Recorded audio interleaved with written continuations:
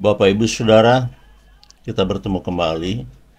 Saya terus berada di ranah membangun iman. Banyaknya teman-teman yang menyampaikan keluhan ya, yang menyampaikan tentang ketidakmampuan atau lebih tajam lagi, kok doa saya nggak dijawab oleh Tuhan. Saudara yang terkasih, sebenarnya kita diberi peluang untuk tetap datang meminta pertolongan kepada Yesus. Dan Tuhan tahu, kita ini memang diincar habis-habisan oleh iblis dan roh-roh jahat. Dari zaman Yesus berbentuk manusia dalam wujud atau dimensi manusia, sudah ngingetin kita semuanya. Tetaplah berdoa, berjaga-jagalah di dalam doa, sebab iblis itu mengaum-ngaum ya di sekitar hidup kita, hendak menerkam. Ya, jadi kita memang dibidik tuh oleh iblis. Yesus sendiri kan sudah tahu, dibidik habis menunaikan ibadah puasa 40 hari, dibidik dia. Yang paling akhir pengujian iblis kepada Yesus, "Hai putra Allah, dari bukit iblis berseru, lihat dunia ini begitu indah di depanmu.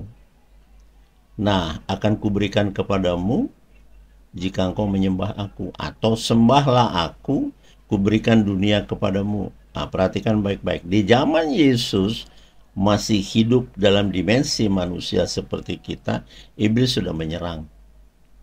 Apalagi sekarang, Yesus dalam dimensi roh. Yang diutus ke dunia ini sudah Roh Kudus, Roh kebenaran sebagai pengganti daripada Tuhan yang akan memimpin hidup kita, yang mau dipimpin. Nah, kalau ada orang tidak mau dipimpin oleh Roh Kudus, ya sudah, hidup sesuka-sukanya saja, kan gitu ya, Bapak Ibu Saudara. Jadi pada segmen video ini mungkin agak lebih panjang, nih bersabar, karena banyaknya kepada saya yang disampaikan ya sudah berupa keluhan ini. Kok saya sudah berdoa, kok saya sudah mencoba mengikuti apa yang disampaikan sharingnya Pak Binsar, tidak berubah ya. Nah gitu lah. Entah itu saudaranya yang sakit tidak berubah jadi sembuh, kan gitu ya. Entah itu masalah usahanya juga tidak bangkit, tetap terpuruk. Entah itu keadaan rumah tangganya tidak ada damai, tetap kacau balau. Entah itu masalah anaknya yang tidak bisa diatur sampai 2-3 bulan ini nggak juga ada perubahan. Lalu pertanyaannya ke saya, ini bagaimana Pak? Tuhan Yesus kok begitu ya? Nah, kan repot nih. Udah mulai repot. Tuhan Yesus kok begitu? Seolah Tuhan Yesus itu tidak mau menolong pada Tuhan Juru Selamat kita, nggak berubah. Akan menyelamatkan saudara bila percaya. Kan gitu? Sedangkan khawatir atau cemas atau galau saja kita dilarang. Kalau kita kembali kepada Yohanes 14 ayat 1, dilarang. Jangan gelisah hatimu, dilarang. Gelisah saja dilarang, nggak maki-maki orang, gelisah. Hidup kita tidak perlu gelisah karena sudah semuanya dijamin oleh Tuhan. Bahkan apa yang hendak kau makan dan kau minum, ya jangan kau khawatir tentang itu. Juga apa yang hendak kau pakai dalam hidupmu, tidak perlu khawatir. Karena semua sudah tersedia, demikian firman. Jadi apa yang kita khawatir, apa yang kita cemas. Apalagi kecemasan itu sebetulnya sebuah bentuk atau kekurang percayaan kita kepada Yesus. Cemas, seolah-olah firman itu tidak bermanfaat, seolah-olah firman itu tidak akan bekerja. Padahal semuanya perintah-perintah yang berupa firman itu kan perintah, nasihat, pengajaran, termasuk di situ, dan larangan-larangan. Itu membuat kita hidup di dalam roh dan kebenaran, Bapak Ibu Saudara. Nah, karena kita ini banyak yang tidak melakukan, Yesus kan minta, jadilah pelaku firman. Jangan pendengar aja. Lakukan firman itu. Kalau dengar-dengaran aja, ya nggak ada gunanya. Nah, dikatakan lagi bahwa jika engkau melakukan firman, kan begitu ya. Firman maksudnya perintah dan pengajarannya, berarti engkau mengasihi aku, kata Yesus begitu, bukan kata saya. Nah, karena firman dilakukan, kita itu tanda kita mengasihi Yesus. Nah, lalu Yesus berkata lagi, dan Bapa akan juga mengasihi engkau. Coba hebatnya itu. Kita melakukan firman, Bapa surgawi akan mengasihi kita juga. Perhatikan, Yesus juga ngomong, tidakkah kalian percaya di dalam aku ada Bapa yang mengutus dia ke bumi? Ada Bapa pencipta langit dan bumi di dalam Yesus. Keren, keren banget. Lalu kita ditawarkan juga, apabila, jika, saya kasih dua kata ini ya yang bersinonim. Jikalau engkau tinggal di dalam aku, kan gitu ya. Dan firmanku tinggal di dalam engkau, kan gitu ya. Firman itu kan Tuhan. Tuhan itu firman. Nah, kalau dikatakan jikalau engkau binsar tinggal di dalam aku, berarti saya tidak bisa berbuat apa-apa. Harus mengikuti kehendak Tuhan. Saya di dalam, sama dengan saya di dalam rahimnya emak saya. Tidak bisa apa-apa. Emak saya makan tempe, intisari dari tempe masuk di badan saya. Karena saya ada di dalam. Ya kan, nah mungkin mama saya makan jeruk, terus saya jadi makan anggur terasa di dalam, tidak bisa. Pasti rasa jeruk. Jadi apa yang ibunda kita masing-masing telan, itu menjadi bahagian yang akan kita nikmati. Nah, kata Yesus, jikalau kau tinggal di dalam aku, maka apa yang ada dalam pikiranku dan apa yang ada kuasa padaku, itu ada padamu. Karena kau di dalam aku. Lalu ditambah lagi, dan jika firmanku tinggal di dalam engkau, wah, lebih seru lagi. Pengajaran, nasihat, apapun perintah Yesus tinggal di dalam kita. Nggak mungkin lagi, karena firman adalah Tuhan, jadi Tuhan Yesus di dalam kita. Nggak mungkin lagi seorang bapak ibu yang percaya, yang mengerti ini, maki-maki orang di tengah jalan. Nggak mungkin. Nggak mungkin marah-marah sama anak dan istri dimaki-maki. Nggak mungkin. Itu bukan roh kebenaran. Iya kan? Sampai di situ kita pelan-pelan paham dulu ya. Supaya nggak jadi beribet, nggak jelas gitu loh. Makanya saya selalu menyampaikannya pelan-pelan. Karena ini bukan khotbah. Ini adalah bagian dari pengajaran ya. Menyampaikan apa yang saya dapat. Sebetulnya udah enak nih. Apa yang saya pelajari lebih dari 18 tahun ini, saya tularkan kepada Anda. Tidak berlelah-lelah. Saya menyampaikannya ini harus prepare semua. Mempersiapkan layar-layar televisi, alat monitor dari peralatan ini ya. Untuk bisa rekaman ini kan ada alatnya, alat monitor. Di depan saya ada layar monitor 2, ada mikrofon, terus ada CPU, Central Processing Unit yang disebut komputer dan sebagainya. Ada banyak sekali kabel di hadapan saya. Nah, saya meracik, saya merangkum, saya mendesain, lalu saya membuat kompak, lalu jadilah ini di hadapan Bapak Ibu Saudara. Kan begitu? Dan saya kerjakan sendiri. Saya tidak punya admin. Saya tidak punya staff, saya tidak punya pembantu. Semua dikerjakan sendiri. Oh no, dikerjakan bersama dengan Yesus. Gitu. Baik, kita kembali lagi. Ya, supaya tetap on the track. Supaya tetap kita dalam fokus masalah. Kok saya sudah berdoa, nggak dijawab-jawab? Sampai kapan masalahnya begini? Nah, ini sudah kekeliruan yang besar, Bapak Ibu Saudara. Coba saya akan bawa dulu ayat-ayatnya masing-masing ya. Saya akan bacakan ini. Yesaya 59 ayat 2. Karena di depan saya ini tertera, saya akan melotot melihat itu, membaca ya. Tetapi yang merupakan pemisah antara kamu dan Allahmu ialah segala kejahatanmu, dan yang membuat dia di sini Tuhan Allah ya, dia menyembunyikan diri terhadap kamu, ya, saudara dan saya itu, sehingga ia tidak mendengar, ialah segala dosamu. Nah, itu caranya membaca saya, dipenggal dulu, tarik napas, diterangkan sedikit, dibaca lanjut. Kalau dibaca barbar nggak ada yang ngerti. Saya ngerti. Nah, saudara yang sedang mendengar nggak paham.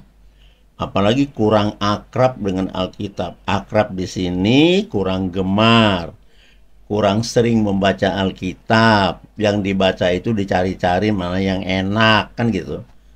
Yang enak tuh begini. Mintalah segala sesuatu apapun yang kau inginkan kepada aku dan doakanlah, percayalah kau telah menerimanya maka akan diberikan kepadamu. Markus 11:24. Itu enak itu. Crispy itu ayat.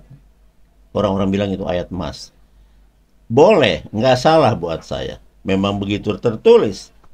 Tapi saya mau katakan ini, dasar-dasar ini harus tahu ya. Saya kembalikan lagi, saya baca ulang Bapak Ibu Saudara, bersabar mendengar, sebab saya juga bersabar menyampaikannya. Yesaya 59 ayat 2 tertulis secara utuh begini. Tetapi yang merupakan pemisah antara kamu dan Allahmu ialah segala kejahatanmu. Dan yang membuat dia menyembunyikan diri terhadap kamu sehingga ia tidak mendengar ialah segala dosamu. Udah mulai paham ya. 2 kali saya baca. Ya. Tidak mungkin saya baca lagi. Saya akan jelaskan aja secara cepat dan singkat. Ini kan suara dari Tuhan yang disampaikan dan dicatat oleh Yesaya. Ya kan? Jadi kita terpisah dari Allah pencipta. Coba bayangin. Pemisah antara kita dan Allah yang maha kuasa, yang membuat jantung, paru-paru, usus, hidung, segala kita ini bisa menari-nari, ngomong, bernapas, semua itu Allah. Kita terpisah dari pencipta yang membuat kita, wah ini rugi. Merupakan pemisah. Terjadi pemisahan itu karena apa? Karena kejahatan di hati saudara dan kita dan saya. Saya nggak ikut-ikut, saya nggak mau jahat. Kejahatan manusia di dalam hati itu terbaca. Oleh sebab itu, di perjanjian baru Yesus juga berpesan, aku mengetahui isi hatimu. Yang jahat itu kan hati. Kan gitu. Sedangkan pikiran itu adalah menerima umpan dari hati, lalu dikerjakan oleh otak di pikiran ini untuk action, beraksi. Apakah kalau kita murka kepada seseorang itu kita harus memukul? Kan gitu. Tapi kalau hati kita bilang, saya sakit hati kepada si B, pukul saja, otak langsung ngambil alat. Nah, itu kan reaksi di sini langsung dilakukan. Apakah pakai sapu? Apakah pakai tangan? Nah, lalu otak yang melakukan rekayasa ini, memerintah organ ini semua untuk bekerja dari otak. Ya, kalau otaknya nggak jalan, udah dol, ya nggak jadi apa-apa. Nah, otak harus cerdas kan gitu, Bapak Ibu. Oke, itu bukan urusan kita, urusan dokter otak itu, Bapak Ibu. Jadi, ya, keterpisahan manusia dengan Tuhan pencipta manusia karena kejahatan. Jadi berarti Tuhan tidak suka jika di hati manusia ada kejahatan. Kejahatan itu apa saja? Membenci orang, nggak boleh. Jahat itu. Dendam terhadap orang yang menyakiti kamu, nggak boleh. Pesan Yesus dalam hukum kasih perjanjian baru, ampuni mereka, kasihilah musuhmu. Nah ini kan firman yang harus kita lakuin. Yang dikatakan oleh Yesus, jadilah pelaku firman itu. Sekarang kalau firman Tuhan kita tidak lakukan, berdasarkan apa kita hidup? Peraturan mana yang kita hidupi di dalam kehidupan ini? Peraturan dunia, ya sudah. Berarti kita bukan orang-orang surgawi, tapi kita manusia duniawi. Nah, di sanalah bergumul semua ketentuan dunia. Sedangkan dunia dikasih ingat oleh Yesus telah dikuasai oleh iblis dan roh-roh jahat dunia. Nah, surga nggak bisa dikuasai sama mereka, ya kan? Sudah. Nah, berhati-hatilah kita. Dan Yesus sudah mengatakan dunia sudah kukalahkan. Jadi kamu hidup penuh dengan kemenangan, berjalanlah. Kan mestinya begitu.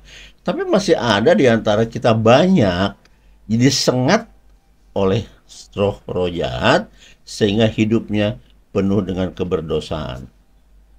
Tidak ada lagi keberkahan, tidak lagi dapat rahmat, tidak ada lagi dapat kesehatan, sakit-sakitan. Karena ada roh jahat yang mencengkram ya, jiwanya, dirusak itu. Dikit-dikit orang salah, dikit-dikit ini, dikit merusak. Jangan kau mengambil yang bukan hakmu, mencuri, mencopet, mengambil, korupsi.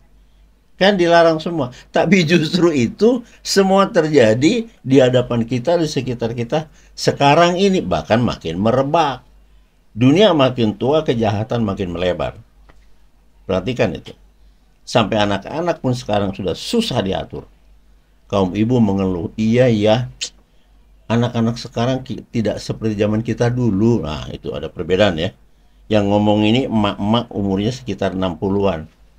Bapak-bapak seperti saya umurnya 70-an. Sudah mulai kita ngomong, anak-anak sekarang ya termasuk cucu sulit diatur. Kenapa? Pengaruh kemajuan zaman ini teknologi. Ya, yang paling berpengaruh adalah teknologi gadget, teknologi digital.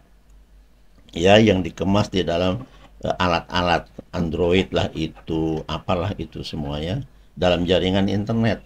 Kejahatan makin merebak, Bapak Ibu Saudara. Jadi jauh-jauh hari Yesus sudah katakan, dunia sudah dikuasai iblis.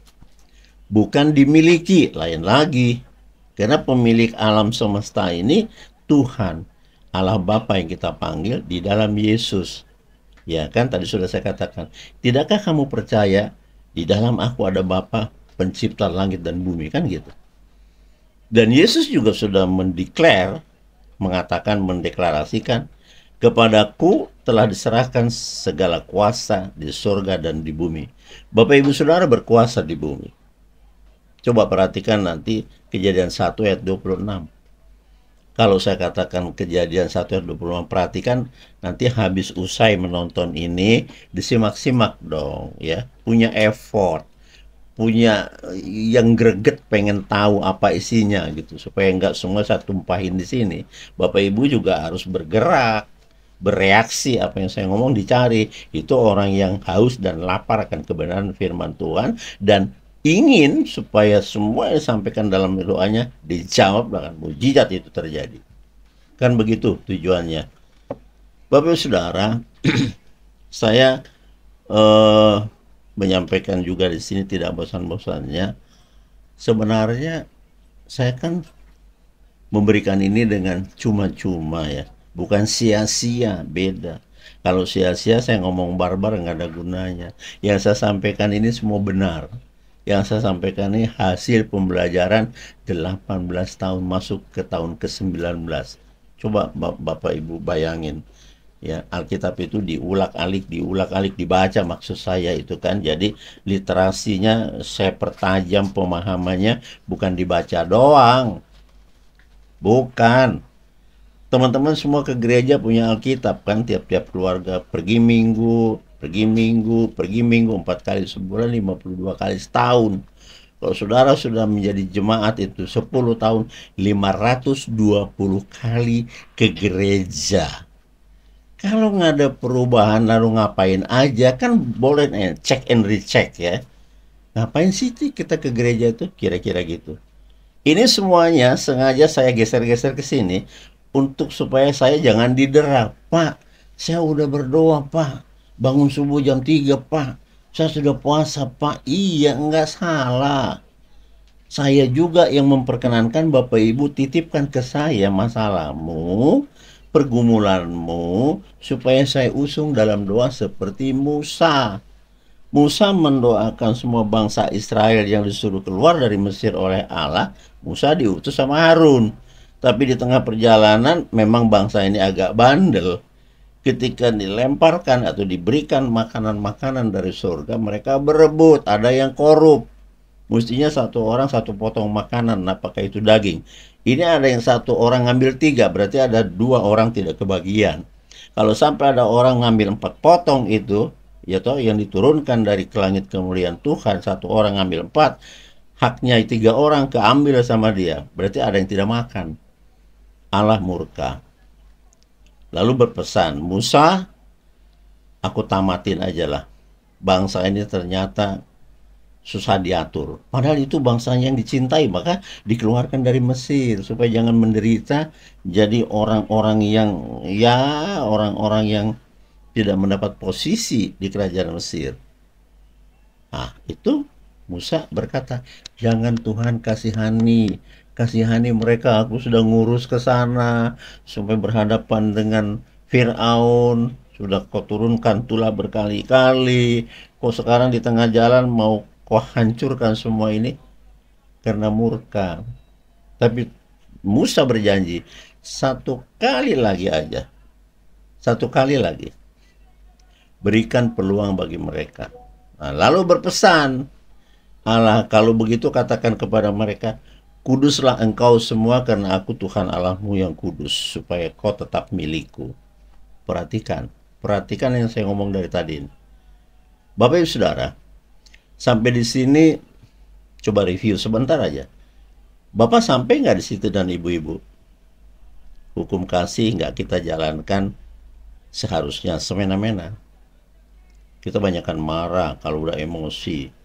Emosi kita nggak bisa dibendung, karena itu memang dorongan dari roh jahat. Marah saja, pukul saja, hajar saja, curi saja, copet saja, korup saja, kan gitu. Urusan di belakang.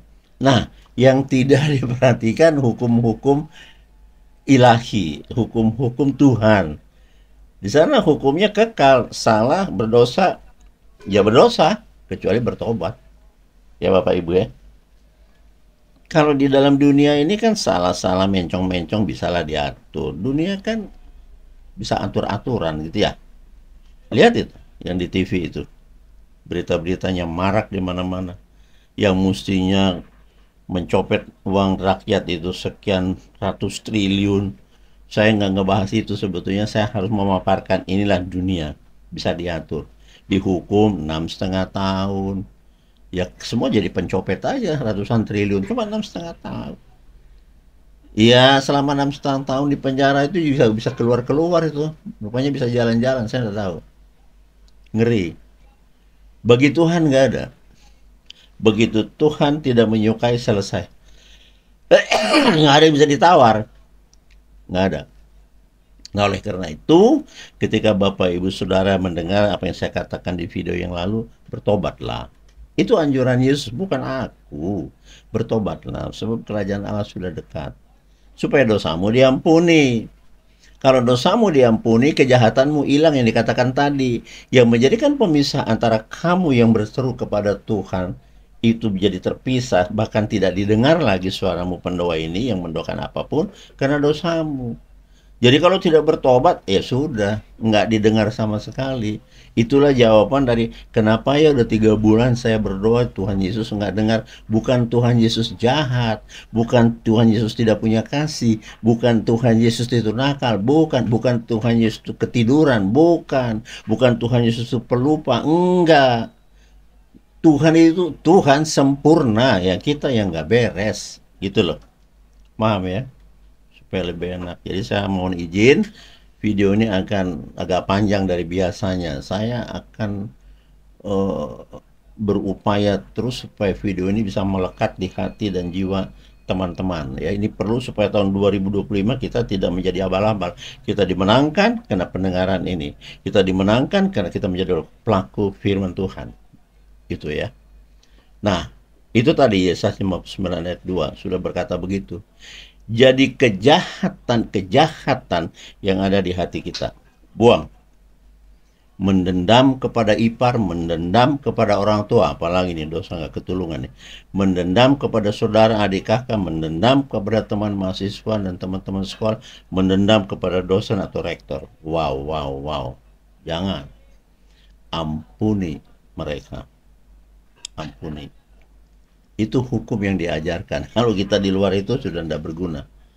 Dan dosamu pula yang membuat dikatakan sehingga ia, Allah, tidak mendengarkan doamu. Tidak mendengar, bukan budak. Bukan Bapa Surgawi, Tuhan semesta alam ini tuli. Bukan. Dia nggak mau dengar kena dosa kita, Bapak Ibu. Hati-hati, kasihani upayamu. Sudah penuh dengan tenaga terus supaya berpengharapan terus, tapi melekat di hatimu selagi berdoa, kau dendam sama orang. Kau tidak pernah mengakui dosamu. Lihat perwira yang meminta tolong kepada Yesus. Dicarinya Yesus, dia tahu Yesus paha penyembuh. Lalu budaknya, zaman dulu perbudakan, perwira kerajaan Romawi, tentara Romawi ini, budaknya sakit demam tinggi, ketemu Yesus. Perhatikan ini, perhatikan ini. Ayo kita ke rumahmu saja, perwira, biar aku datang melihat budakmu yang sakit. Jangan, Tuhan, aku ini orang pendosa, rumahku itu penuh dengan dosa. Jangan.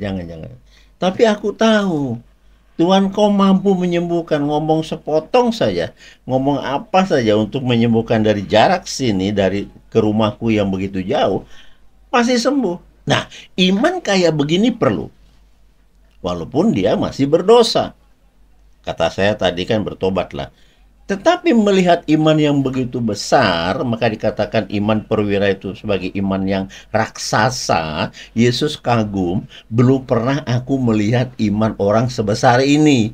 Artinya gini, dia mengakui berdosa, tapi dia tahu kemampuan Yesus bisa menyembuhkan orang sakit. Diakui, Bapak Ibu Saudara. Diakui. Maka terjadi mujizat. Ya sudah, kalau begitu pulanglah. Hambamu, ya toh, pembantumu, apapun itu yang sakit sudah sembuh. Ini nyaman, Bapak Ibu Saudara. Hanya mengaku, saya tahu kau kudus, tidak layak masuk ke rumahku yang penuh dengan dosa. Aku perwira yang berdosa. Pengakuan ini jarang-jarang dilakukan kepada Tuhan. Jadi ketika dikatakan bertobat, mengakui. Bertobatlah. Bukan kalau orang bertobat pakai kue tart, ya, dibeli dari toko kue yang mahal, atau bikin nasi tumpeng, atau bikin oncom. Enggak pakai makanan, enggak. Akui saja saudara itu berdosa. Selesai. Supaya dalam pengakuan itu kita berjanji. Dalam janji imanmu, Tuhan, aku tidak akan lakukan lagi. Aku mau seturut dengan kehendakmu. Mampukanlah aku untuk berjalan sesuai dengan kehendak-Mu di dalam roh dan kebenaran. Kita minta itu.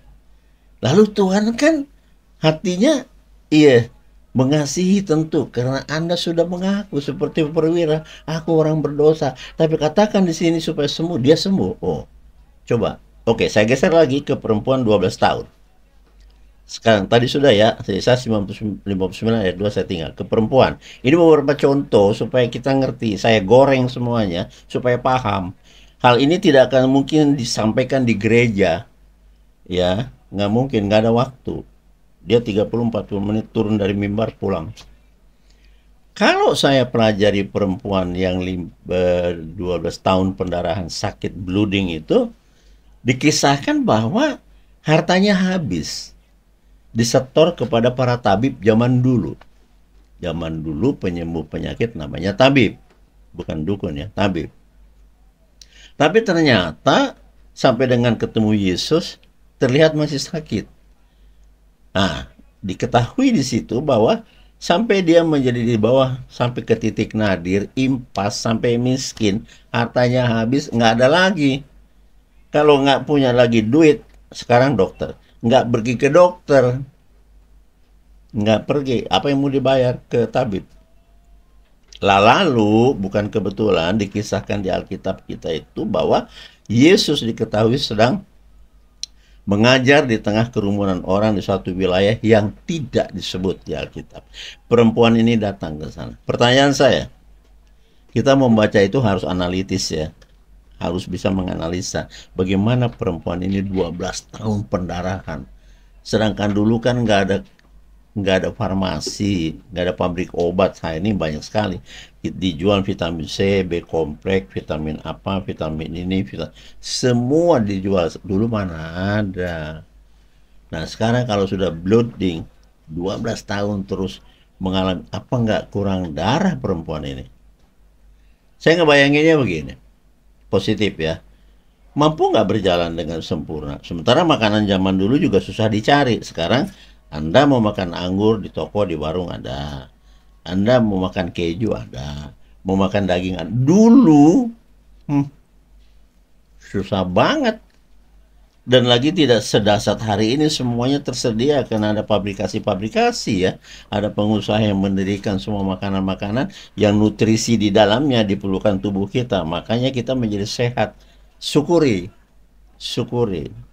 Mengalami kemajuan diizinkan Tuhan. Kayak gitu ya. Kembali ke perempuan ini.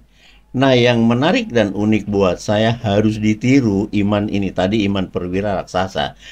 Dia ngomong perempuan ini, periksa nanti Alkitab saudara, jika kujamah saja. Ya, untung-untung nggak disebut, jika ku sentuh saja jubah Yesus. Nah, saya akan gambarkan dulu perempuan ini, ya, dikatakan jika kujamah saja jubahnya Yesus ini, aku pasti sembuh atau aku akan sembuh. Lalu terjadi dalam catatan Alkitab, dijamahlah itu, perempuan itu merasakan sesuatu. Sesuatu itu pemulihan. Lalu dia rasakan dia telah sembuh. Wih, dahsyat. Dipegang jubah Yesus, dia merasa telah sembuh. Itu iman. Itu iman. Yesus belum mengatakan, engkau sudah sembuh. Belum. Tapi dia sudah mengakui dalam jiwanya, dia sudah sembuh. Begitu hebat dia punya iman. Kalau ku pegang, ku jamah saja, itu pengakuan kepercayaannya dalam jiwanya. Aku sembuh. Nah, ketika dia pegang, dia merasakan sesuatu mengalir kepada tubuhnya. Saudara perhatikan. Di sini kita bahas, ini sudah knowledge, ini pengetahuan. Ketika dipegang, dia merasakan sesuatu tentu yang mengalir. Ada yang mengalir sesuai dengan percayanya kepada Tuhan penyembuh. Tuhan itu penyembuh loh ya, nggak nakal. Karena itu yang diharapkan. Saya mau sembuh. Jadi orang penyembuh ini, maha sakti. Saya pakai kata-kata itu, saya minta maaf. Maha bisa, tiada yang mustahil. Pegang saja, saya pasti sembuh. Kemudian dikisahkan di situ, setelah terasa oleh Yesus, kemudian Yesus merasakan ada kasih yang mengalir dari jiwanya keluar melalui pakaiannya, jubahnya. Dia tahu ada yang lepas. Hebat ya. Sampai rasa kasih sendiri dari jiwa Kristus mengalir lewat bajunya, dia rasakan ada yang keluar dari dia. Karena ada yang berharap, ada yang menyedot, ada yang menghisap. Perempuan itu menghisap kasih. Nggak teriak, Tuhan sembuhkan aku. Nggak ada, Alkitab nggak ngomong begitu. Jika aku jamah, aku sembuh. Berarti begitu dipegang, ya, karena Yesus kepenuhan kasih, ya. Bukan manusia-manusia di dunia ini sekarang kepenuhan dendam. Kepenuhan dendam, kepenuhan sirik, kepenuhan benci, kepenuhan apalah itu yang tidak dibutuhkan oleh Tuhan. Pelanggaran terhadap kasih. Kalau ini enggak, Yesus itu tidak punya rasa dendam apa-apa. Tapi kita diharap harus mengikuti apa yang diajarkannya. Nah, kembali lagi ke Yesus. Lalu Yesus menoleh, melihat orang-orang. Nah, kalau sampai dia tidak melihat, ya, bukan tidak melihat sih, tapi ditulis di situ, Yesus mencari dan bertanya, siapa yang menyentuh aku? Siapa? Karena dia merasa kasih yang berlimpah pada dirinya itu mengalir. Ada yang menarik kayak listrik mungkin ya, supaya gampang dicerna di otak ini. Ada yang mengalir. Perempuan itu juga ketika saling bersahut antara tangan dan baju, tup, dia ada yang mengalir ke dalam tubuhnya. Yang dirasakan, yang diharapkannya, aku telah sembuh. Dinyatakan oleh jiwanya, aku telah sembuh ketika dipegang. Nah, saat itu Yesus kasihnya keluar, mengalir lewat baju itu ke tubuh ini. Lalu siapa yang menyentuh aku? Perempuan itu kan di bawah. Nggak akan mungkin lagi bisa dia berdiri karena udah 12 tahun terus-terusan bleeding, pendarahan. Mana ada tenaganya lagi. Dia nggak makan vitamin, makanannya aja nggak ada roti seperti yang kita makan, daging ayam, ayam geprek, apa itu, soto, nggak ada. Sulit, pasti dia ngesot. Dia mencari Yesus dengan upaya, dengan effort yang luar biasa sampai harus ketemu. Itu kegigihannya. Aku harus ketemu penyembuh. Maka jadi begitu. Dan saya menerjemahkannya seperti itu, Bapak Ibu Saudara, dalam pembelajaran itu. Ya, seru. Kata saya. Kalau kata Bapak Ibu Saudara sudah baca Alkitab itu sampai setahun 2 kali, dari mulai kitab Kejadian sampai Wahyu, ada yang ngaku, Pak, setahun ini saya sudah 3 kali baca Alkitab dari mulai kitab Kejadian sampai Wahyu. Diulang lagi sampai 3 kali tamat, dia bilang. Tapi kenapa hidupnya begitu? Saya nggak menghina. Kenapa hidupnya tidak ada kandungan kasih di dalam hatinya? Ya, tidak memperlihatkan dia segambar serupa dengan Allah. Kok tetap aja hidupnya barbar? Diakui sampai tamat 3 kali. Saya nggak pernah tamat loh. Nggak pernah.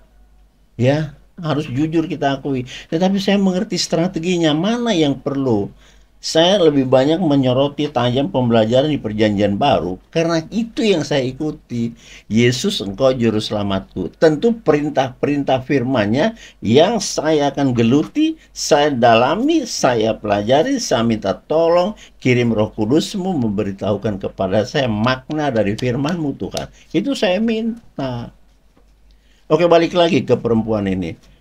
Lalu mengaku, siapa yang menyentuh aku? Aku ya Tuhan. Baru menoleh. Kan begitu. Ya supaya gambaran ini jelas. Bagi orang-orang yang membaca juga jelas. Kan? Lalu Yesus menoleh. Bukan nggak tahu. Tahu. Kalau sudah tahu semuanya nggak diberitakan, lalu nggak ada lagi isi Alkitab. Terjadilah dialog. Baiklah anakku. Bangkit berdiri. Pulanglah. Imanmu telah menyelamatkan engkau. Pulanglah dengan sembuh. Enak. Saya tanya sekarang, kan muncul pertanyaan. Tunggu 2 jam, Alkitab tidak mencatat. Tunggu 5 menit, enggak juga dicatat. Apalagi berhari-hari, enggak mungkin. Yesus kan harus bubar dari pengajaran itu. Jadi dengan hitungan yang waktu sangat singkat, mujizat terjadi. So, itu yang dikatakan oleh Tuhan. Tidak ada yang mustahil bagiku, kata Allah Bapa di Perjanjian Lama. Bagi kamu yang percaya kepadaku tidak ada yang mustahil. Yesus juga ngomong, jika engkau percaya kepadaku tidak ada yang mustahil bagimu. Stop sampai situ, kita evaluasi kita. Benarkah kita percaya kepada Yesus? Duh, kalau cuma percaya di bibir, cuma nyap-nyap, hatimu tetap dendam, konflik. Konflik iman, nggak bisa. Jadi dia tidak selaras. Tidak sinkron antara mulut dan hati dan jiwa. Nggak bisa. Jadi kalau saya katakan saya percaya kepada Kristus, di dalam saya nggak ada dendam, nggak ada sungut-sungut, nggak ada. Yang ada bersyukur, berterima kasih, dan tetap percaya. Yesus juru selamatku. Jangan dibongkar, tetap itu. Bapak Ibu Saudara. Nah, bagi teman-teman yang selama ini nyampaikan lagi ke saya, Pak, ya, agak sedikit, ya, kecewa mungkin. Kenapa ya sudah 2 bulan kok nggak ada perubahan? Ada lagi yang tajam. Saya nggak merasakan mujizat loh selama berapa bulan saya berdoa. Ya saya sih tidak bisa menyalahkan teman-teman yang berpendapat seperti itu. Karena kan baru ketemu dengan video saya dan saya seperti ini baru sekarang. Kemarin-kemarin kan tidak. Kemarin-kemarin siapa mentormu? Kemarin-kemarin siapa pembinamu? Kemarin-kemarin siapa yang mengarahkan kamu? Baca, malas. Tolong ya, saya menyampaikan ini apa adanya, itu fakta. Karena saudara malas untuk membaca, literasimu kurang, ya nggak tahu apa-apa. Nggak tahu apa-apa. Padahal sekarang ini kita dilengkapi dengan HP ya. HP itu alat yang bisa mengetahui isi seluruh dunia dengan mengetik di pencarian Google, di kotak pencariannya. Misalnya tanyakan situ, Presiden Republik Indonesia yang pertama siapa? Pasti dijawab Soekarno. Begitu cerdasnya itu Google, bisa dijawab, datanya lengkap. Oh, saudara mau tanya siapa presiden yang pertama Filipina? Pasti dijawab. Pasti dijawab. Apakah sungai yang terpanjang di dunia? Pasti dijawab. Nggak mungkin Google itu bodoh, pintar sekali. Ya, makanya di luar terdengar istilah, kalau nggak ngerti, tanyain saja Mbah Google, kan gitu. Nah, kalau nggak punya mitra kita, siapa yang akan menjadi guidance, siapa yang menjadi mentor, siapa gurunya saudara, rajin-rajin HP-mu jangan cuma WA sama teman, hihihi, kamu di mana sekarang ya? Anu kasih tahu dong, ntar gua ke situ. Ah, itu rame nggak jelas. Sayang kita bayar itu kartunya, kita bayar itu apa namanya, kuotanya, dibayar 15.000, 20.000, habis sebulan cuma hahaha hehe. Alkitab di situ ada, ya, diinstalasi lah Alkitab digital, masukin dibaca, jadi nggak usah bawa Alkitab yang gede. Sekarang udah bisa dikantongin Alkitab. Jadi kalau misalnya ngantar sekolah putra-putrinya, emak-emak ya, baca gitu. Lalu Yesus berkata, perjanjian baru, fokus di situ. Karena Tuhan kita yang ngajar di perjanjian baru. Di perjanjian lama kan para nabi. Saya tidak mengatakan jangan akui perjanjian. Enggak gitu. Dari perjanjian lama lah muncul perjanjian baru. Makanya bisa di-divide begitu. Ada yang lama, ada yang baru. Hukum-hukum yang baru diterapkan itu setelah Yesus lahir dengan hukum kasih. Itu dia, Bapak Ibu Saudara. Ya, baik, kita terus. Nah, sampai situ kita paham ya. Jadi kita harus seturut dengan firman-Nya. Maka tawaran tadi, jika kau bisa tinggal di dalam aku dan firmanku tinggal di dalam kau. Nah, itu lagi. Kalau firman Yesus, firman Bapa Surgawi, pengajaran semuanya tinggal di dalam aku, saya harus berpijak dari situ. Kemanapun saya pergi harus tetap bersuka cita. Karena kita dilarang bersungut-sungut. Nah, itu kan. Mengucap syukurlah setiap saat. Berarti kita harus berterima kasih, membanggakan Tuhan, mensyukuri punya Tuhan, mensyukuri waktu hidup sekarang, diberikan izin, dipercaya masih hidup hari ini, kan gitu ya. Sudah, hidup ini kepercayaan loh. Makanya kalau ada yang bawel bersungut-sungut, Tuhan kenapa begini? Tunggu, tunggu, tunggu, tunggu. Anda diberikan waktu hidup sampai sekarang, walaupun banyak tekanan-tekanan, itu kesalahan kita, bukan kesalahan Tuhan. Syukuri masih ada hari ini. Tuhan, kau mempercayai aku sampai hari ini ada di antara semua dunia ciptaanmu. Di antara semua. Kita kan, di antara semua ciptaannya kita ada nih. Di situ ada pepohonan, di situ ada hewan, di situ ada air, ada gunung, ada segala. Di situ kita hidup. Syukuri masih hidup. Kita enggak. Ya Bapak Ibu Saudara, oke, boleh kan dievaluasi ya. Silakan evaluasi pribadi masing-masing yang sedang menonton. Saya minta maaf, saya tidak menghakimi. Saya mengingatkan saja kita nih banyak kecolongan dengan gaya hidup dunia. Makanya dikatakan, kuduslah engkau supaya kau jadi milikku. Artinya kalau saudara tidak kudus, saudara benar-benar dimiliki oleh dunia. Tadi saya sudah ngomong, Yesus sudah pesan, dunia udah dikuasai iblis.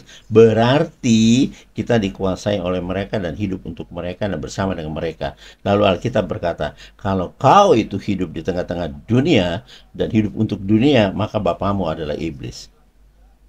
Bila kita mengabdi kepada Allah, Bapa kita adalah Bapa Surgawi. Ya, saya tidak akan mengatakan Bapak setuju, itu Alkitab harus setuju. Ya, Bapak Ibu Saudara. Nah, jadi itu kelemahan kita. Jadi sudah mulai agak terjawab ya, teman-teman yang merasa kesal. Oh, Tuhan nggak denger. Ini tadi dia, ya kan? Sehingga ia tidak mendengar. Ia itu Tuhan.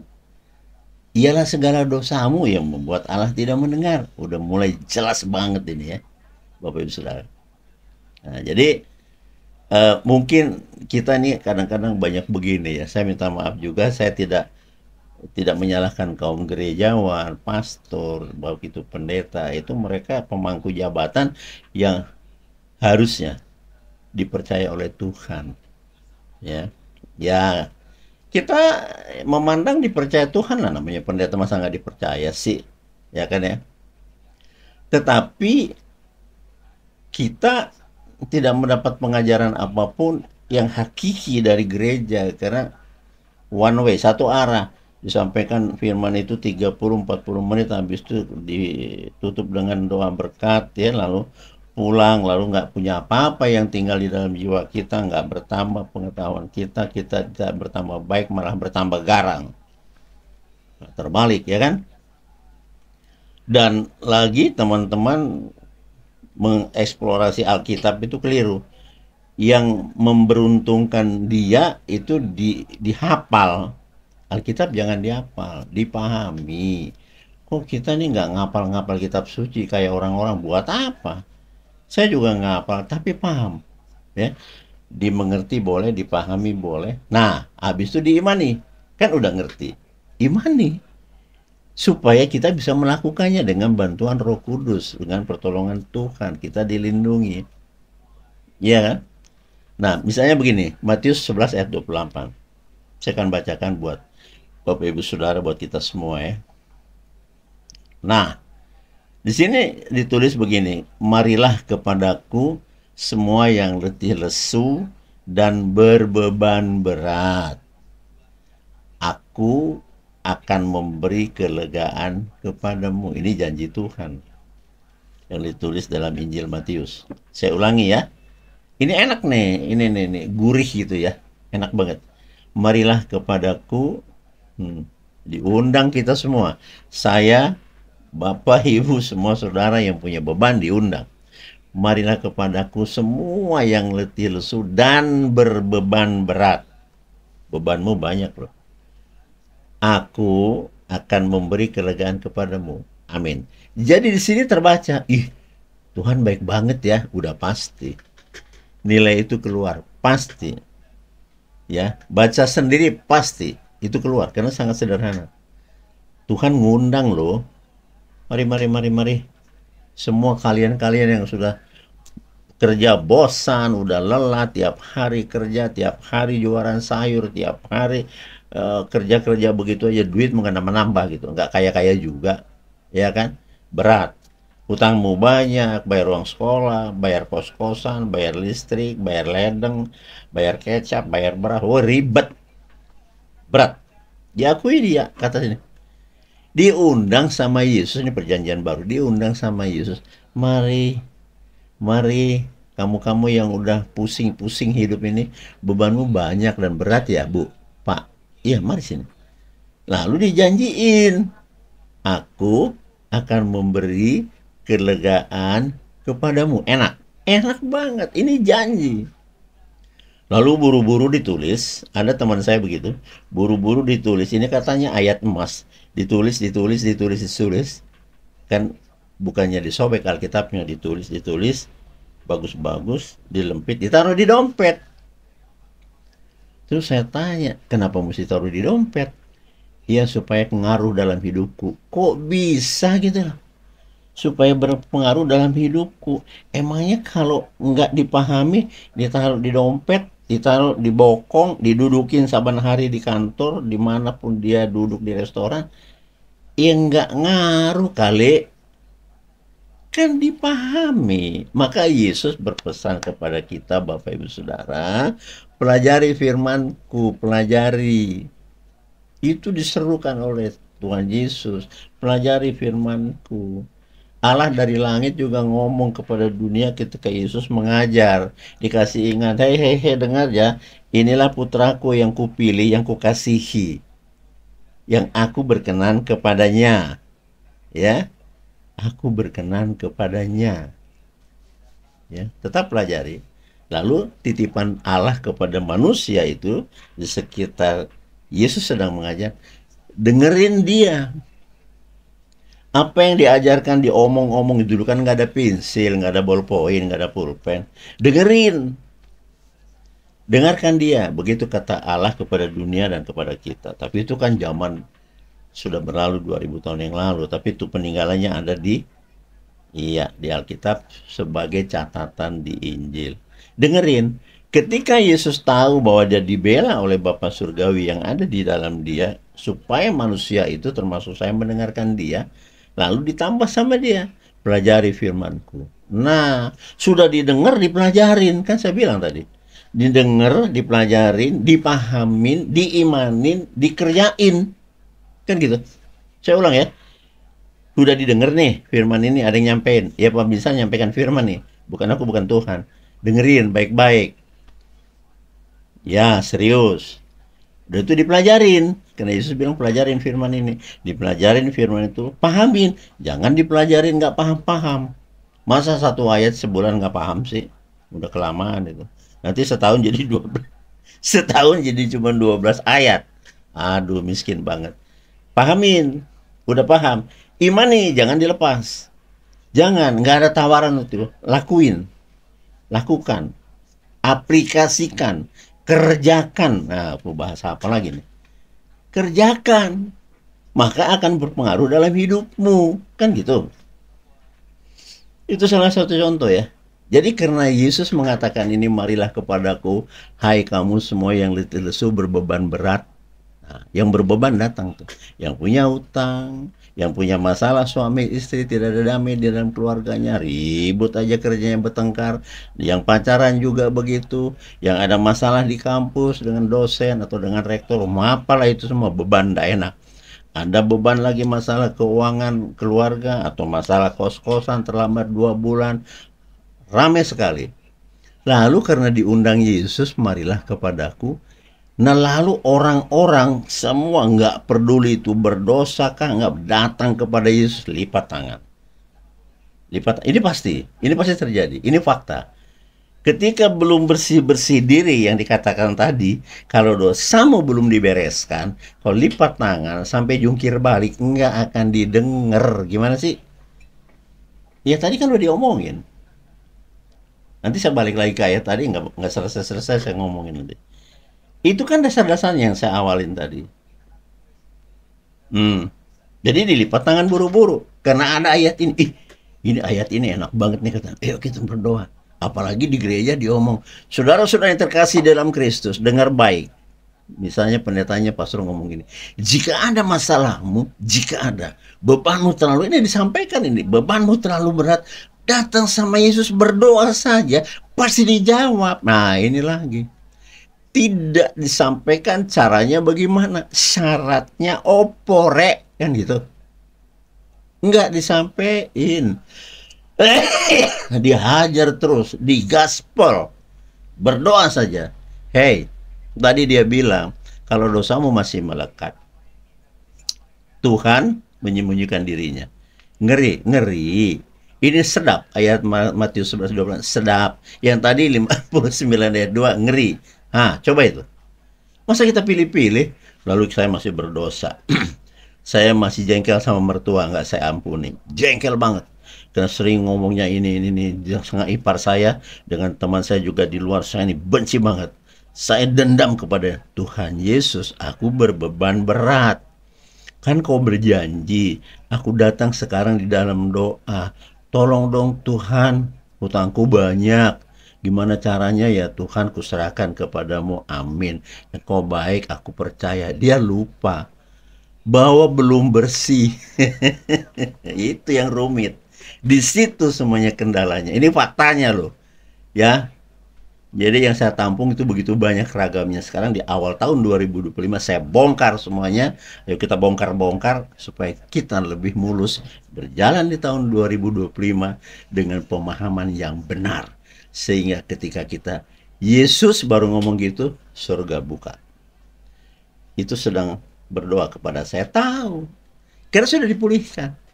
Apalagi dikatakan oleh Yesus setelah dibaptis di Sungai Yordan, bertobatlah engkau karena kerajaan Allah sudah dekat. Bertobatlah. Demikian juga Yohanes Pembaptis yang membaptis Yesus. Ya, bertobatlah kalian supaya dosamu diampuni. Nah, tadi dikatakan di ayat 59 ayat 2 Yesaya, kalau masih kau berdosa, Tuhan tidak mau dengar. Lah, jadi ya katakan bertobatlah engkau kata Yesus, enggak juga kita pelajari, enggak juga kita lakuin. Jadi kental-kental aja dosa itu di dalam gitu loh, lengket. Ya enggak jadi apa-apa saudara, jangan salahkan Tuhan. Nah ini jawaban dari semua yang numpuk WA-nya di saya. Saya mau ngomong apa? Saya nggak bisa ngomong karena ini nggak dipahami. Ayo pahami pelan-pelan yuk. Saya sebetulnya mengasihi Anda. Coba bayangin. Saya udah banyak sekali video saya terbitkan. Saya terus harus memimpin, harus membuat skrip. Saya mengatur dulu di depan layar saya itu semua tulisan ini sembari saya baca ya. Kalau saya kadang-kadang lihat layar, saya lihat kamera nih, saya lihat juga layar di depan saya itu, saya baca di situ. Kok saya buka-buka lagi begini? Enggak lah, nggak sistem ya, karena kita sudah punya peralatan ya, peralatan yang bisa kita pakai ya kan gitu. Jadi kadang-kadang saya melirik ke kiri, saya melirik ke kanan karena layar saya dua, kamera saya di depan, mikrofon saya sembunyikan tapi bisa menangkap suara saya. Ya itu satu sistem ya. Saya ngomongin ini dapur saya kayak begini. Bapak Ibu Saudara, jadi ayo kita memperkaya diri, memperkaya tentang pemahaman apa yang Tuhan mau melalui firman-Nya. Pelajari pelan-pelan. Nggak gampang, karena dari tidak biasa menjadi melakukan ini harus menjadi biasa, kan nggak gampang itu. Nggak gampang.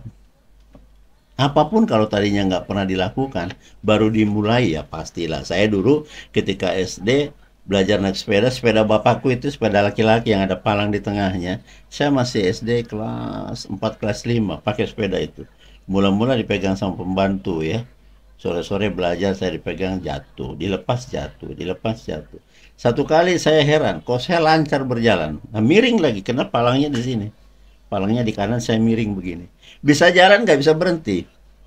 Saya kok meluncur kencang nih, saya pikir saya bisa jalan ya. Ya bisa lihat ke belakang sudah nggak ada orang. Biasanya dipegangin supaya jangan rubuh, nggak ada orang. Makin dagdikduk lagi, khawatir gimana berhenti, ngerem bisa, masang kaki belum. Kan semua harus dipelajari. Bagaimana memulai, bagaimana mendayung, bagaimana menghentikan, bagaimana tidak tumbang. Kan gitu. Dan ini juga sama. Bagaimana supaya saya yang dikatakan oleh Allah kepada putranya, Yesus, inilah putraku yang kukasihi. Bapak Ibu Saudara, nggak pengen. Pengen dong. Inilah, sudah saya pakai satu nama supaya nggak menyentuh yang lain. Inilah Pak Badu yang kukasihi. Kepadanya aku suka, aku cinta, aku sayang, aku berkenan. Tentu saja, karena di dalam Badu ada firman Tuhan, firman Dia. Dan Badu itu tinggal di dalam Tuhan, di dalam Yesus. Ya, disukai dong. Baru ngacung aja, Tuhan, saya mau. Belum selesai, sudah pasti dijawab. Tenang, akan kuselesaikan permintaanmu. Enak, lagi-lagi itu crispy, itu enak, itu renyah.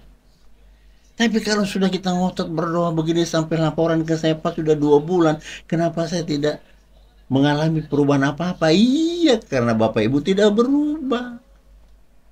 Berubah. Kalau Tuhan tidak berubah, ketika saya merubah diri, saya dikatakan ini begini. Ketika saya dihampiri Tuhan, ini saya bersaksi lagi, saya tidak akan bosan ya. Kalau yang bertanya, kenapa Pak Binsar bisa mendengar suara Tuhan dan berkomunikasi dengan baik dengan Yesus? Karena saya didatangi. Ya, saya ini PNS. Sebelum saya nih pensiun, kurang 3 bulan, ya saya pensiun bulan 4. Yesus mendatangiku di kota Malang di Jawa Timur, itu bulan 1 Januari. Ya, tahun 2007.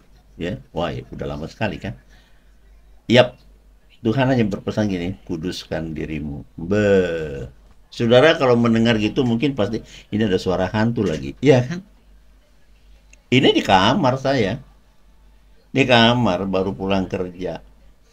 Kayak gitu. Keluarga saya di Surabaya, jaraknya plus minus 90-100 kilo Surabaya ke Kota Malang. Saya waktu itu kerja sebagai PNS di Kota Malang. Siapa orang Malang di sini? Ya di situ, di alun-alun ya. Di sebelahnya Sarinah, itu ada kantor situ. Saya bekerja di situ. Sore pulang sampai di hotel karena rumah dinas saya belum disiapin, ya belum disiapin waktu itu. Nah saya disiapkan dulu, diizinkan oleh pemerintah menghuni kamar di Hotel Regent di Kota Malang, Jalan Sudirman kalau tidak salah ya. Di lantai 2, kamar 202, pukul 8 malam. Saya ingat, bagaimana nggak saya ingat, peristiwa itu penting. Ya, usai saya berdoa dengan supir saya, Mas Budi, Ya, kalau lagi nonton Pak Budi, kita masih ingat peristiwa yang dulu di Kota Malang. Ya, saya berharap masih hidup ya. Beliau udah tua. Nah, ketika berdoa karena sudah sampai di kamar untuk istirahat, Mas Budi pulang. Besok dijemput lagi saya, kan gitu ya. Begitu saya hendak bersalin bukan melahirkan ya. Pakaian saya mau ganti. Itu baru lepaskan sepatu, kaos kaki, masih di sini ada dasi lengket. Suara itu saya dengar audible. Ya, saya akan tambah-tambahkan pengetahuan ringan. Audible itu persis suara manusia, tapi nggak ada wujudnya. Untung-untung saya belum menyalakan TV di kamar itu, di hotel itu. Saya baru mau berkemas melepaskan pakaian, suara itu saya dengar, kuduskan dirimu.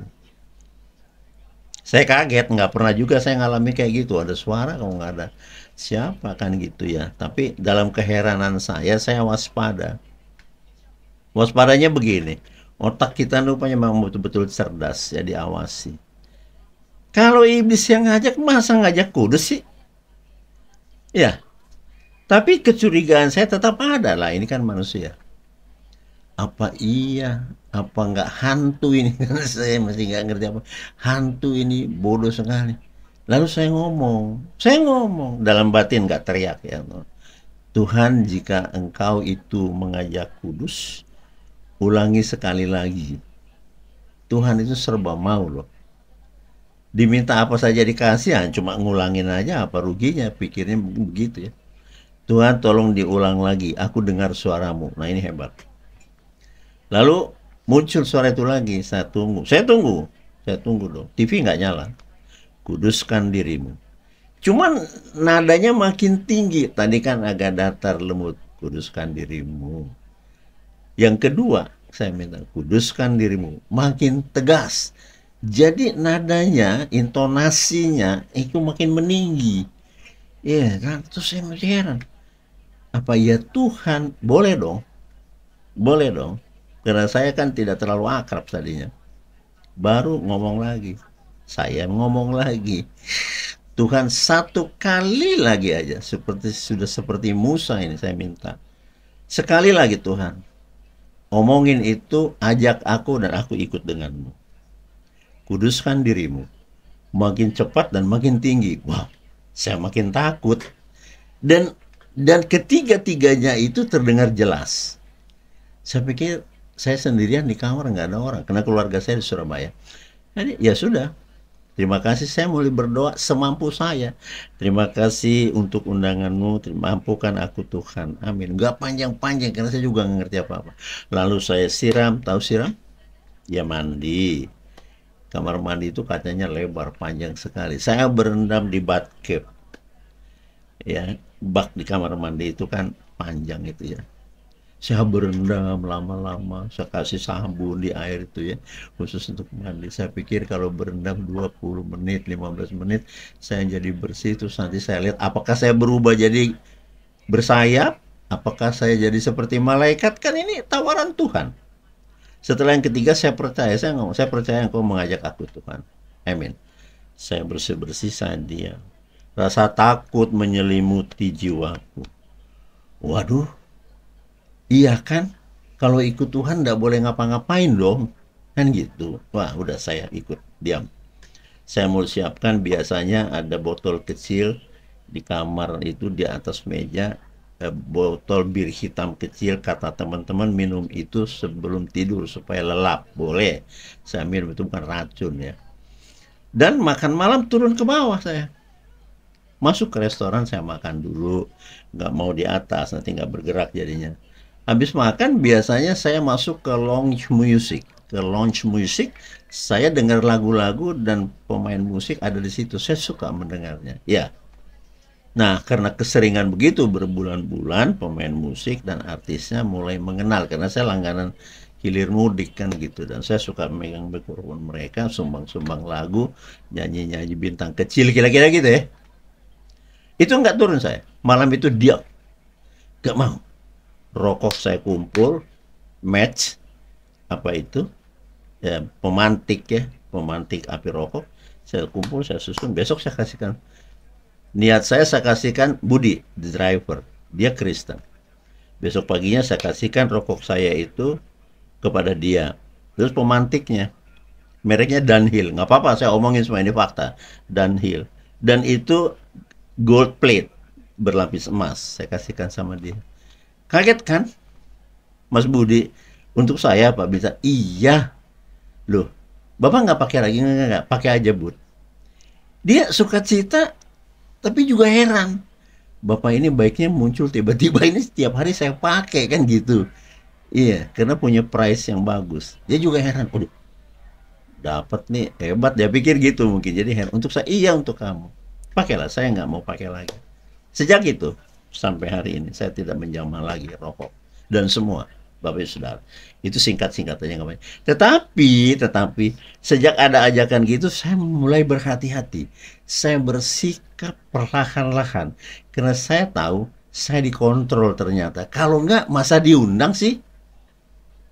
Masa dia datang ke kamar saya ngomongin itu, Tuhan maksudnya. Tuhan datang mengundang saya, itu kan hebat itu. Ada berapa juta penduduk di kota itu, ada berapa puluh hotel besar di kota itu, ada berapa tamu di tiap kamar itu, apa didatangi semua orang Kristen yang ada di situ? Saya nggak percaya. Karena firman-Nya, aku memilih satu, engkau di antara kota ini. Tuhan memilih satu-satu. Nah, buktinya Yesus muridnya 12. Kenapa enggak 200? Kenapa enggak 500 murid Yesus supaya gampang kerjanya? Kalau pembantunya banyak kan disebarin aja kemana-mana. Yang 10 orang ke Filipi, ke Kaisaria, ke Korintus. Kan gitu ya. Ke Galilea dipisah-pisah. Enggak, cuman 12. Coba itu. Jadi Tuhan juga memilih Bapak Ibu Saudara. Dan itu memang hak prerogatifnya. Yang berdosa saja mujizat dikasih lihat. Itu tadi perwira yang saya ngomongin. Perempuan yang mengatakan dirinya pasti sembuh, itu dia berdosa itu. Belum bertobat dia, belum dimasukin. Tapi sudah, jadilah padamu seperti imanmu. Imannya mengatakan aku sembuh. Nah Bapak Ibu Saudara, saya kembalikan kepada Anda semuanya. Kalau Bapak Ibu Saudara mengatakan bahwa usaha saya setelah saya serahkan kepada Yesus pasti akan bangkit. Orang mati saja Lazarus sudah putus segala-galanya, mati bisa hidup. Kalau cuma usaha toko bapak apalah itu padam karena iya, balik lagi periksa dirimu. Apakah dosamu masih melekat? Apakah engkau sudah berkenan bagi Tuhan? Kalau saudara sudah berkenan bagi Tuhan seperti yang dikatakan oleh Allah di Sungai Yordan, engkaulah putraku yang kukasihi, kepadamu aku berkenan. Dan bersuara lagi ketika Yesus mengajar, inilah anakku yang kupilih, aku berkenan kepadanya, dengerin dia. Lalu Yesus menyaut lagi, pada bagian lain dicatat bahwa pelajari firmanku. Itu kan semua nyambung ini. Yang saya ngomongin tadi. Nggak ada yang lepas. Jadi kita nggak bisa mencari artian sebuah firman berdiri sendiri. Nggak bisa. Seperti yang tadi. Marilah kepadaku semua yang letih lesu berat. Itu berdiri sendiri. Enggak. Ada kaitannya dengan Yesaya 59 ayat 2. Kalau masih berdosa, maka sia-sia berteriak, Tuhan tidak mendengar.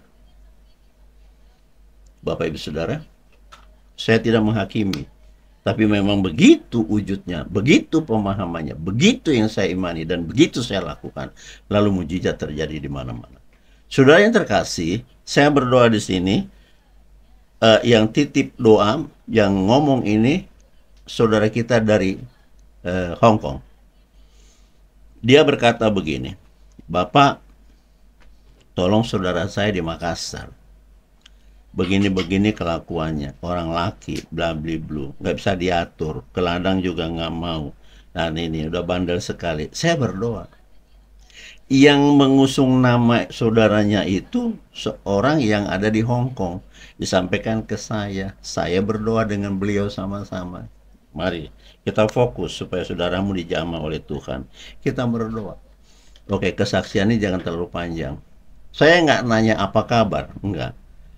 Nah, dalam waktunya Lalu saudara kita dari Hong Kong ngomong, terima kasih doanya Pak Binsar, saudara saya sekarang sudah rajin ke gereja, sudah buka Alkitab, so berdoa, sudah bisa diatur sama orang tuanya, dan sudah ke ladang, and so on. Wow, saya bilang keren, kan gitu ya. Ini kalau saudaraku di Hong Kong lagi melihat ini, God bless you. Tetaplah di dalam Tuhan.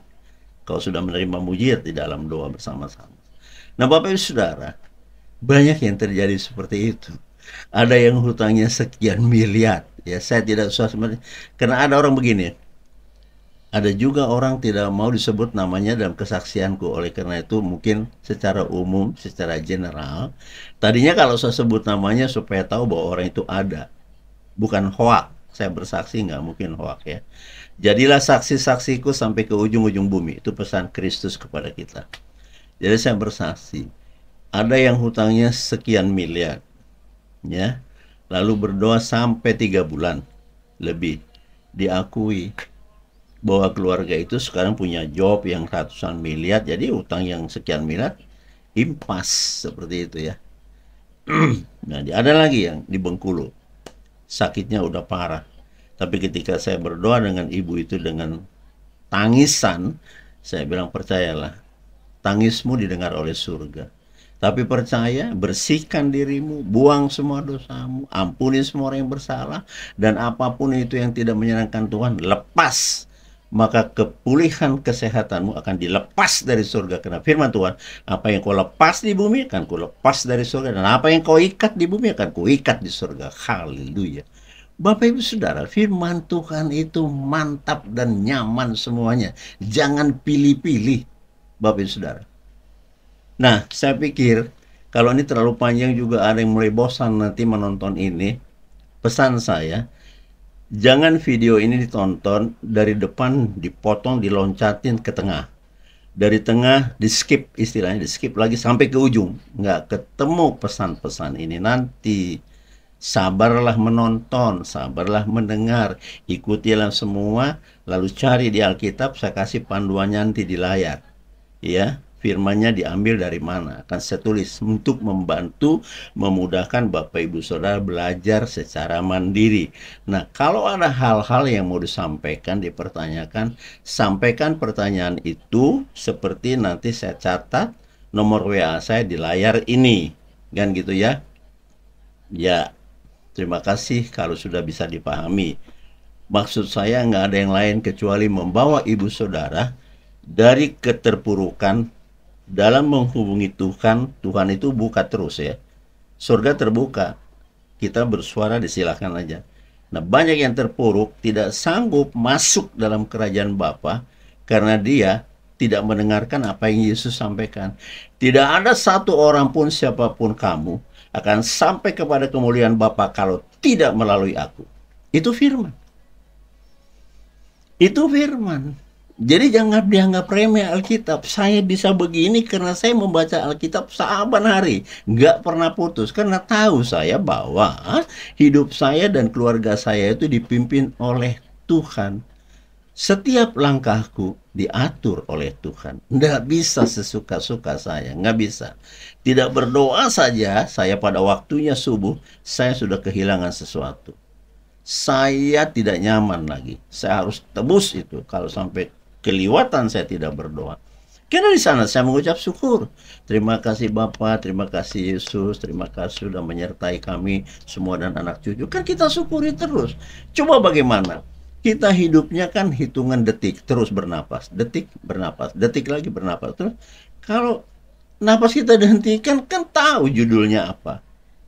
Dihentikan saja. 1 menit. Ya udah nggak napas lagi, mati sudah. Ya kan? Bagaimana dasarnya saya berdoa untuk satu orang namanya Raymond. Nanti saya kasih lihat di sini, bisa ketemu nanti foto-fotonya.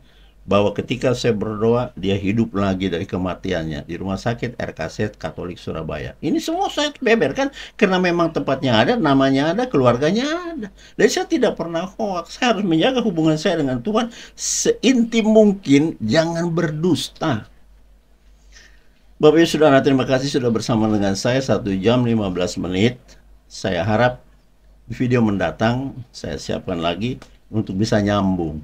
Ya, tapi bagaimanapun bekal sebagian ini mulai kerjakan. Takutlah akan Tuhan. Takut akan Tuhan itu takut kalau ditinggalkan. Takut kalau doamu nggak didengar. Takut kalau Tuhan itu sudah tidak mengambil perkara yang dikatakan bebanmu berat itu serahkan kepadaku. Takut itu sebetulnya. Maka dikatakan takutlah engkau akan Tuhan. Seperti itu ya. Terima kasih. Sekali lagi saya Binsar pamit mundur. Sampai jumpa, jangan lupa di subscribe video ini, di like, kemudian di share kepada teman-teman. Banyak orang-orang yang memerlukan hal seperti ini supaya hidup di dalam kasih Tuhan, berubah, bergerak dari kegelapan itu menjadi kepada terangnya firman Tuhan, terangnya kasih Tuhan. Kita semua diberkati, saya percaya. Sampai jumpa pada video yang berikutnya, sambungan daripada ini. Ya. Tuhan berkati kita semuanya. Sampai jumpa. Terima kasih.